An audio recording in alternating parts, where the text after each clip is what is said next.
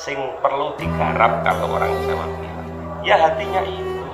Jangan sampai kita itu beribadah hanya fisikalnya, sementara hati kita tidak pernah kita perhatikan untuk kita ajak beribadah.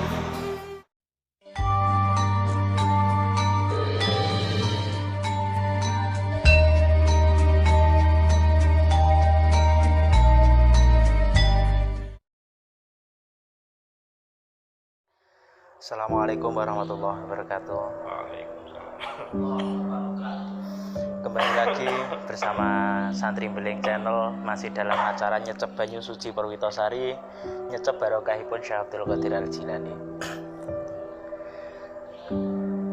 Bersama-sama kita sudah mendengarkan beberapa nasihat dari Abah Sulahuddin Fatawi yang mengambil sumber dari kitab Nashoihul Jailaniyah, yaitu mengenai tentang jujur, tinggalkan kebohongan, sampai taubat bila ikhlasin.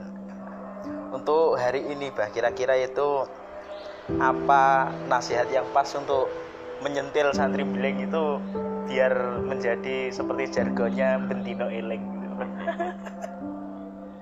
Bismillahirrahmanirrahim. Melanjutkan apa yang menjadi dawuh dari Syekh Abdul Qadir Jailani pada kitab Nashoihul Jailaniyah. Beliau menyampaikan, tub min dzunubika irda bi qasamika ihfazillaha firrakhai yahfalka fisyiddah. Artinya, tub min dzunubika, tobatlah kamu dari dosa-dosa kamu. Di sini Syekh Abdul Qadir Jailani menggunakan sehul jamak nubi, beberapa dosa. Kalau kita sudah tobat dari beberapa dosa, irdo bil sami, kita harus rela dengan apa yang menjadi bagian kita, rela apa yang menjadi takdir untuk kita. Dilanjutkan dengan ihfadillaha firrakhai yahfadka fisyiddah. Seharusnya kita untuk ihfadillah, menjaga Allah. Menjaga Allah itu artinya mengingat kepada Allah firrakhai, pada waktu-waktu senang.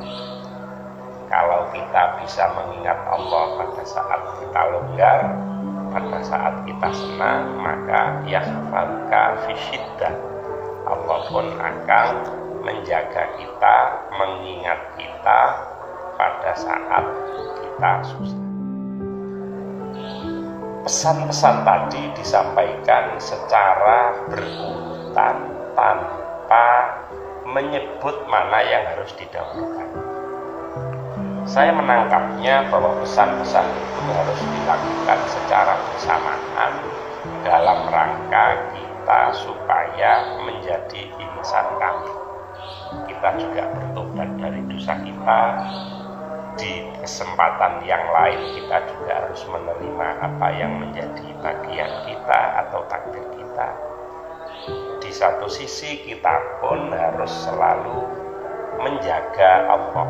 Bahasa yang dipakai Syekh Abdul Qadir Jailani, lebih gampangnya mengingat Allah. Akan tetapi term yang dipakai oleh Syekh Abdul Qadir Jailani adalah dengan term menjaga, jagalah Allah. Artinya jagalah syariat-syariat yang sudah ditentukan. Kalau itu kewajiban, jagalah kewajiban itu untuk bisa selalu dilaksanakan. Kalau itu larangan, jagalah larangan itu untuk bisa selalu ditinggalkan.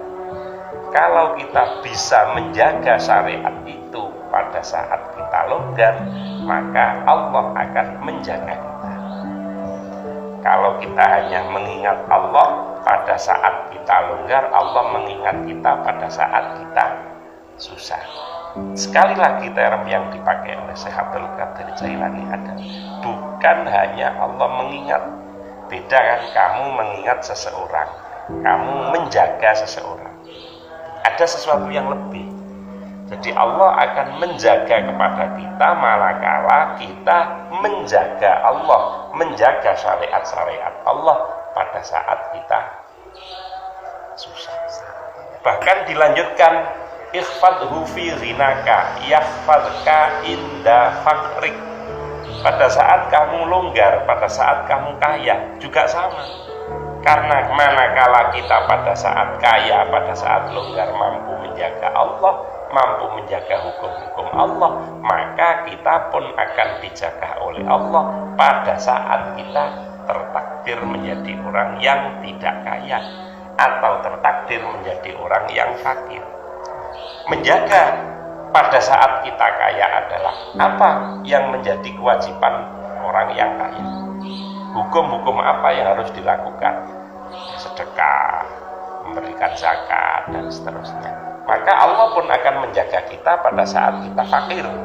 Kenapa? Karena fakir ini sesuatu yang berbahaya. Ada dikatakan kadal fakru ayyakuna. Kefakiran sangat membahayakan, bahkan bisa mendekatkan seseorang kepada kekufuran. Lah, seseorang itu ada kalanya dia ridho ditakdir kefakiran, tapi ternyata tidak mampu bersyukur pada saat ia lapang atau kaya. Atau sebaliknya, ada orang itu yang bisa bersyukur pada saat kaya, tapi begitu tertakdir ia fakir, ia tidak bisa sabar.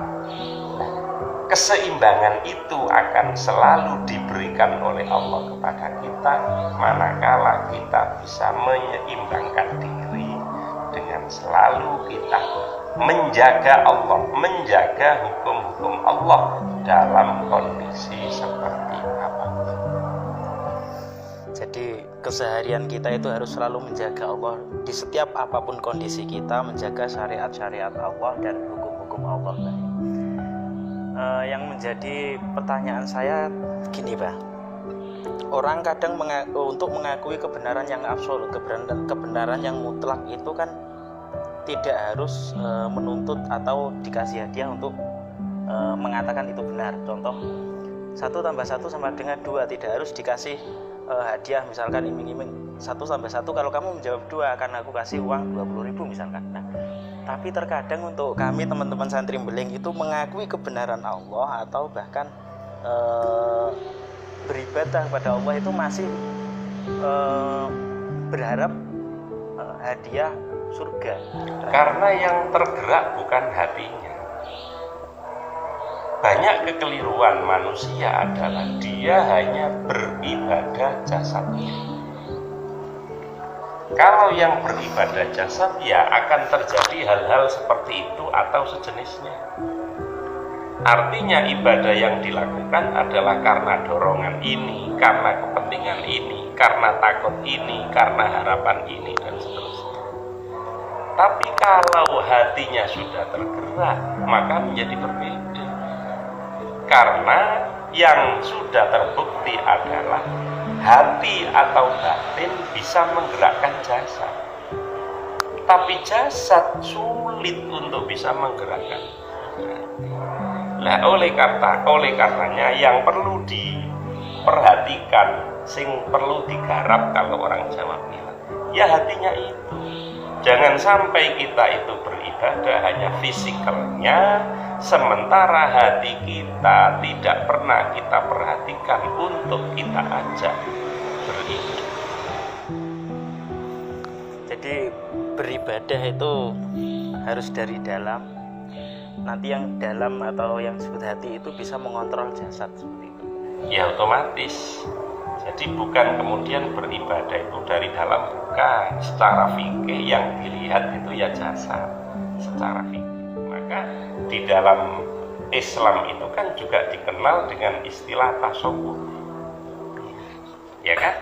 Artinya tidak hanya bersyariat. Menjadi kurang sempurna kalau orang itu hanya bersyariat tapi mengabaikan tasawuf. Nah, tasawuf itu bukan kemudian toriko sebagaimana yang banyak orang bilang, enggak. itu adalah bagian dari tasawuf. Ya kan, ada toreko ini, ada toreko itu, wiridan ini, wiridan itu, ada yang istilah mujadanan, ada yang istilah kholwatan, ada istilah tawajuan. Itu adalah bagian dari tasawuf. Jadi secara fikih kita harus jalankan dulu secara syariat ibadah secara fisikal. Tapi ibadah secara fisikal itu menjadi berbobot manakala juga yang diajak beribadah adalah kolbinya atau hatinya, dan itu menjadi ranah tasawuf. Jadi bersihkan hati, di situ nanti jasad juga akan mendapat cerminan dari hati. Kira-kira begitu. Jadi miratul jasad itu kan ya hati itu. Jadi merupakan kaca, itu istilahnya, kaca dari jasad ya hati itu. Makanya hati itu harus selalu kita jaga untuk selalu bersih. Sebab begini, orang itu kalau hanya sibuk urusan hal-hal yang bersifat jasadiah, rajin ini, rajin itu, ibadah ini, ibadah itu, mengamalkan ini, mengamalkan itu, tapi kalau tidak dimasukkan hati, dia menjadi hampa, dia gampang terombang-ambing. Akan tetapi kalau sudah merasuk ke dalam hatinya, menjadi kebalikan. Walaupun kadang secara jasadnya itu ke kanan ke kiri geleyor lah bahasanya, tapi kalau masih bisa menjaga hatinya, itu dia mudah untuk kembali. Nah, ini pentingnya. Makanya ada lagu apa itu, jagalah hati. Ya, itu tadi keterangan dari Abah. Mungkin ada pertanyaan dari sahabat? Oh tidak. Jadi intinya kita harus menjaga Allah, kita harus menjaga syariat Allah, kita harus menjaga hati kita harus beribadah itu tidak hanya jasad saja, tapi hati kita juga harus dibersihkan. Seperti kata orang, kalau kita mencintai dari hati, maka itu adalah ketulusan sebuah cinta. Cukup sekian, nantikan konten kami selanjutnya. Nyucep Banyu Perwitosari, nyucep barokahipun Syekh Abdul Qadir Al-Jilani, dengan ngobrol bareng dengan Kiai Haji Sulahuddin Fatawi dari Lasem. Cukup sekian. Wassalamualaikum warahmatullahi wabarakatuh.